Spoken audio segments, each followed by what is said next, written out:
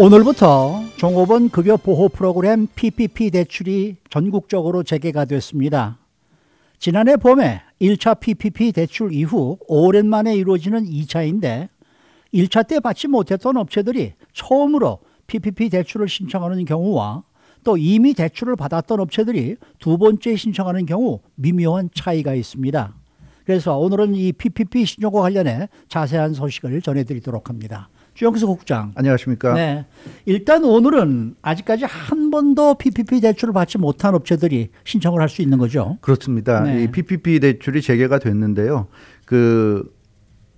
오늘과 내일 이틀 동안은 커뮤니티 파이낸셜 인스티튜트, 그러니까 지역 금융기관들만이 대출을 할 수 있고 그것을 지금 말씀하신 대로 아직까지 한 번도 받지 못한 네. 그런 업체들만이 신청을 할 수가 있습니다. 그러니까 이 지역 금융기관들이라는 것은 대형 은행들은 다 뺀다는 얘기예요. 네, 네. 그러니까 커뮤니티 뱅크라든가 지역 내 소수의 은행이라든가 네. 이런 데서만 대출이 가능하고요. 그러니까 우리 할인계 은행들은 다 가능하겠죠. 예, 그렇습니다. 뭐 체이스뱅크나 이런 데는 안 되겠죠. 네, 네. 예. 그리고 이 1차 때 PPP 대출을 받지 못했던 업체들만이 이제 대상인데 이미 1차 때 PPP 대출을 받은 업체들은 이제 13일 수요일부터 네, 대출 신청할 수 있는데 이들 그 두 번째 PPP 대출을 신청하는 수요일부터 신청할 수 있는데도 그 수요일도 마찬가지로 역시 그 커뮤니티 뱅크나 소수의 뱅크만 가능하기 때문에 당분간은 역시 그 지역 금융기관들만이 대출한다 이렇게 보시면 될 것 같습니다. 그러니까 당분간은 네. 지역사회의 이 작은 은행들 네. 또 커뮤니티 뱅크 같은 것들만 PPP 대출할 수 있다. 네. 이건 이제 일종의 좀 의도적인 거 아닐까요? 맞습니다. 이건 네. 의도적이에요. 그래서 그 SBA가 주무부서인 SBA가 의도적으로 그렇게 이제 하라고 네. 그렇게 하게끔 이렇게 만든 건데요. 네. 그러니까 전국적인 대형 금융기관들, 뭐 뱅크 오브 아메리카라든가 체이스뱅크라든가 이런 금융기관들의 PPP 대출을 일단 초반에 막고 커뮤니티 뱅크 같은 지역 금융기관들만이 할 수 있도록 그렇게 우선권을 준 건데요. 네. 그 이유가 있죠. 작년 봄에 1차 PPP 대출 때 대형 금융기관들이 전면에 나서다 보니까 실제로 코로나19 피해를 입은 중소자영업체들, 스몰 비즈니스들을 지원한 것이 아니라 결국 자신들의 주요 고객들, 네, 예, 그런 대형 기업이나 중대형 기업들 이런 기업들의 편법으로 PPP 대출을 해주면서 혜택을 준 것으로 드러나 버렸죠. 그래서 실질적으로 이 PPP를 받아야 되는 스몰 비즈니스 하는 그런 영세한 업체들이 못 받는 경우가 참 많았습니다. 워낙에 또 대형 금융기관들, 대형 은행들의 문턱이 높잖아요. 그렇죠. 예, 그렇기 때문에 1차 PPP 때의 어떤 경험을 살려가지고 SBA가 이번에는 아예 초반에는 그런 대형 은행들이 PPP 대출을 못 하도록 그렇게 아주 정책적으로 조치를 취한 겁니다. 그래서 이번에는 작은 은행들, 이 지역 은행들만이 가능하게 됐습니다. 네. 그러니까 이제 좀 더 공정하게 PPP 대출을 그렇죠. 해보겠다. 네. 이제 이런 이제 그런 의도죠. 목적일 네, 텐데 목적이죠. 그러다 보면 아무래도 대출 과정에서 시간이 조금 더 예상보다 좀 더 걸리지 않겠습니까? 그렇습니다. 그것도 좀 감안은 해야 될 것 같아요. 네. 그래서 SBA 그 발표를 보면 그 지난번 1차 PPP 대출 때보다 다소 걸릴 것이다. 네. 그때보다 뭐 엄청나게 더 길게 걸리지는 않더라도 약간은 좀 더 걸릴 수 있다. 그래서 이번에 그 2차 PPP 대출에 반드시 도움이 필요한 그 스몰 비즈니스가 실질적으로 이제 혜택을 받게 하기 위해서 그러니까 지금 이렇게까지 했지만 그래도 스몰 비즈니스가 아니고 그렇게 어렵지 않은 회사들이 신청할 수 있잖아요. 네, 그렇기 네, 때문에 자동으로 대출 신청서를 검사하는 오토메이티드 체크 과정을 거쳐야 하는 그런 방식을 택했다고 합니다. 그러니까 누군가가 이제 대출 신청서를 제출하면 은행이 이제 검사를 하게 되는데 그 과정에서 자동으로 거치는 단계가 있다고 그럽니다. 네, 네. 오토메이티드 체크. 그래서 그 과정을 거쳐가지고 거기서 다 걸러지게끔 그러니까 정말 필요한 스몰 비즈니스들이 받게끔 그런 과정을 거친다고 그래요. 그런 자동 검사 과정들을 거쳐야 최종적으로 론 넘버, 대출 번호가 나오게 됩니다. 네. 그러니까 SBA는 이런 모든 체크 과정들을 거치는데 최소한 하루 정도의 시간이 걸릴 것이다. 이렇게 지금 얘기를 하고 있기 때문에 대출 신청하는 당일의 결과가 확정되지 않을 가능성이 높다고 이렇게 전망하고 있습니다. 그래서 오전에 대출 신청하는 사람들은 그날 오전에 신청하면 다음 날 정도에 받을 수가 있고 그날 오후에 대출 신청을 하게 되면 어쩌면 한 이틀 후쯤에 결과를 받을 수도 있다. 그게 지금 SBA의 설명이 되어 있습니다. 저는 뭐 5시간이 걸릴 수도 있다 그래서 뭐 일주일, 2주일 얘기하시는 줄 알았는데 하루 이틀이면 뭐 그 정도는 얼마든지 참을 수 있죠. 근데 뭐 경우에 따라서 이게 뭐 그 대출 신청 그 하는 사람들이 많아지면 업체들이 많아지면 조금 더 늦을 수 있지만 일단 SBN이 이렇게 얘기를 하고 있습니다. 네. 네. 그러니까 지난해 봄 1차 때는 사실 모든 신청자들이 조건이 같지 않았었습니까? 네, 그렇죠. 근데 이번에는 PPP 대출을 받지 못했던 업체들과 네. 뭐 받았던 업체들이 갈라지기 네. 때문에 조금 헷갈릴 수도 있겠어요. 맞아요. 그리고 그런 부분이 또 시간이 걸리는 요소가 될 수도 있는데 이번에 그 2차 PPP 대출에 책정된 금액이 2,840억 달러죠. 근데 2,840억 달러를 좀 더 구체적으로 살펴보면 그중에 600억 달러가 1차 때 PPP 대출을 받지 못했던 업체들 중에서도 직원 수가 10명이나 그 이하거나 저소득 지역에서 영업하는 경우를 대상으로 합니다. 그러니까 아예 아주 영세한 업체들은 별도의 600억 달러를 따로 떼가지고 했기 때문에 그 영세한 업체들도 혜택을 받을 수 있도록 그렇게 SBA가 나름대로 좀 조치를 했고요. 그 밖에 300억 달러는 평소 정부 지원이 잘 이루어지지 않는 지역이 대상인데요. 그런 지역의 커뮤니티 뱅크나 소수계 은행 등을 통해서 PPP 대출이 이제 이루어지게 됩니다. 그리고 이번 2차 PPP 대출을 받을 수 있는 회사 규모의 최대 상한선이 직원 300명 미만이죠. 그래서 지난해 보면 1차 PPP 때 500명 미만이었던 것에 비해서 기준이 더 엄격해졌고요. 대출 한도도 1차 때 1,000만 달러까지 받을 수가 있었는데 한 회사가 이번에는 200만 달러로 내려갔습니다. 근데 여기서 한 가지 주의해야 될 게 PPP 대출금 최고 한도액이 200만 달러라는 것은 이미 1차 PPP 대출을 지난해 봄에 받은 업체들의 하나입니다. 그러니까 두 번째 받는 업체들 경우에는 맥시멈 200만 달러 이상 받을 수가 없어요. 근데 아직 한 번도 PPP 대출을 받지 못한 업체들의 최고 한도액은 여전히 1,000만 달러입니다. 왜냐하면 그래야지 형평성이 있는 거잖아요. 예, 그래서 아직 한 번도 PPP 대출을 받지 못한 업체들이 이번에 받을 때는 1,000만 달러까지 받을 수가 있습니다. 그러니까 PPP 대출을 아직도 한 번도 받지 못한 업체들 중에서 직원들 숫자가 뭐 100명이나 200명, 250명 어느 정도 규모가 되는 그런 업체들 경우에 200만 달러 제한을 받는 것이 아니라 1,000만 달러 제한을 받는다는 거. 이게 헷갈릴 수가 있는데 이 부분을 반드시 기억하셔야 될 것 같고요.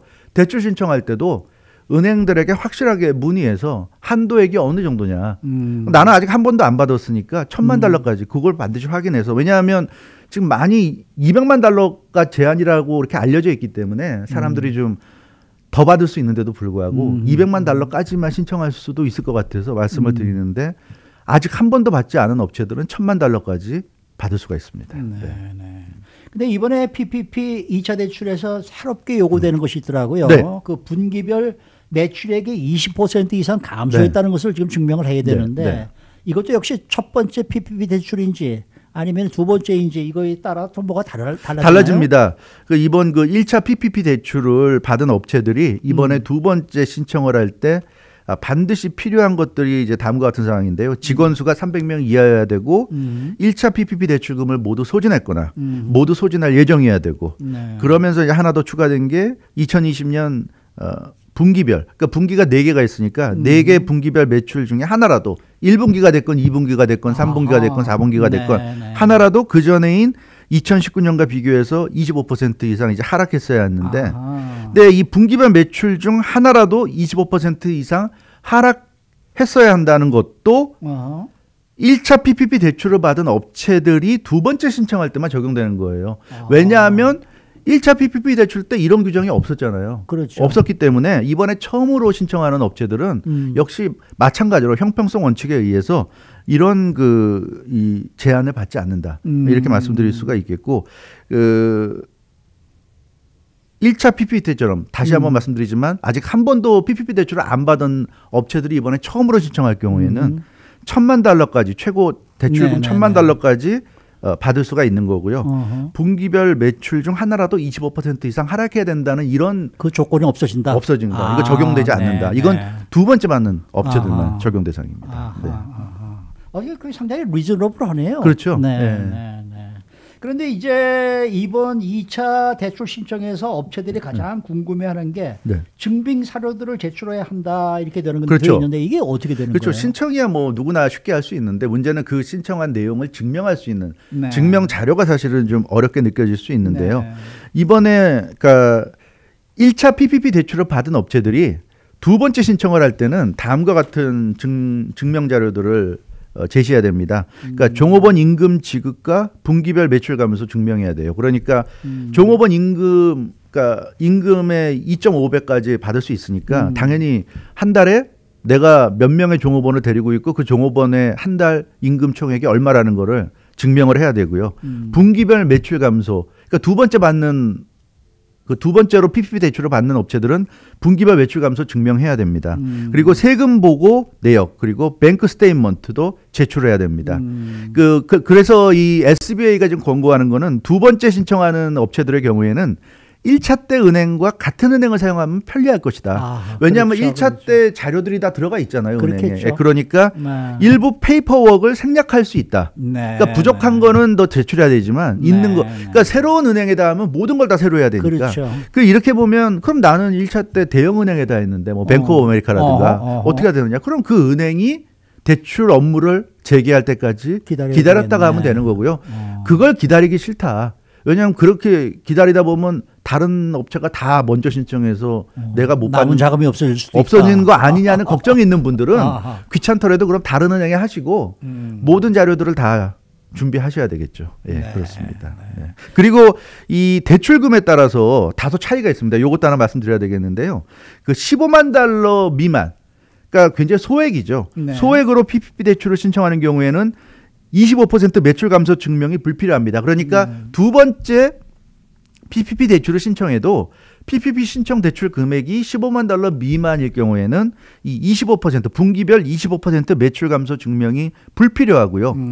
이 나중에 탕감 신청할 때 15만 달러 미만의 경우에는 25% 매출 감소 증명을 필요로 한다고 그럽니다. 네. 그러니까 이것은 탕감할 때만 필요하고요.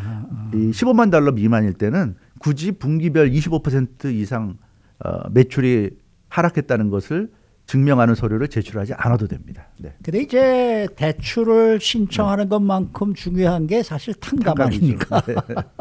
이 탕감 2차 PPP 탕감 규정은 어떻게 되어 있어요? 이 2차 PPP 대출을 받은 후 탕감이 되려면 그러니까 다음과 같은 용도로 대출금을 사용해야 되는데요. 뭐 다 아시겠지만 종업원 임금 지급입니다.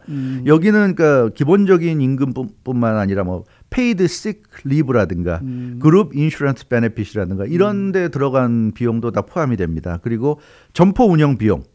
그러니까 점포 운영 비용은 뭐 모기지 페이먼트라든가 렌트비라든가 유틸리티 페이먼트라든가 뭐 소프트웨어 관련 비용, 인력 관리 비용, 회계 관리 비용 이런 게 다 포함돼서 점포 운영 비용에 들어가고요.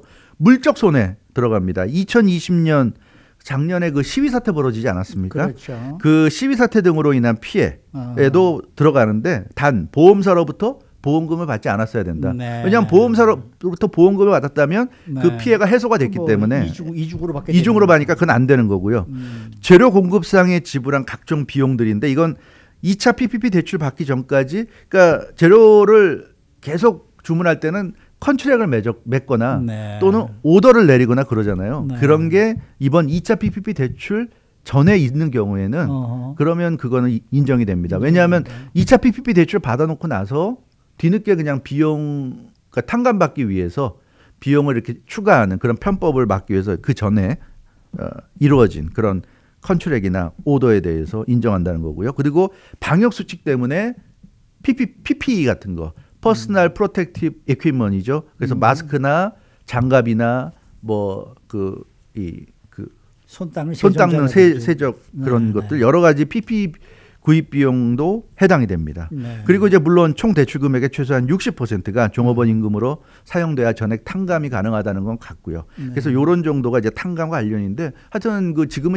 대출을 신청하는 때니까 중요한 것은 앞서 말씀드린 대로 아직 한 번도 신청하지 않은 그런 그 업체들의 경우에는 1,000만 달러까지 대출금 신청이 가능하다는 거 그거를 기억하시고 본인들의 업체 규모에 따라서 액수를 잘 산정을 해가지고 대출 신청을 해야 될 것 같습니다. 뭐 되도록이면은 지금 대출 신청을 하시겠다라는 분들은 아무래도 CPA와 상의를 좀 하시고 또 은행과 또 상의를 해서 네. 네, 이게 제대로 또 하셔야지 이게 네. 또 잘못했다가는 또 리젝트가 되고 또 이럴 수도 또 있지 않겠습니까? 그거 참 황당한 경우를 당할 수도 그렇죠. 있으니까. 물론 뭐 리젝트하면 다시 또 신청할 수는 있겠지만, 그러나 그게 또 그 과정에서 그렇죠. 마음고생도 있고 또 그렇죠. 그러니까 미리 좀 전문가들하고 네, 상의를 해서 중요할 하시는 게 것 좋을 것 같습니다. 같습니다. 네. 수고 많으셨습니다. 주영석 국장이었습니다.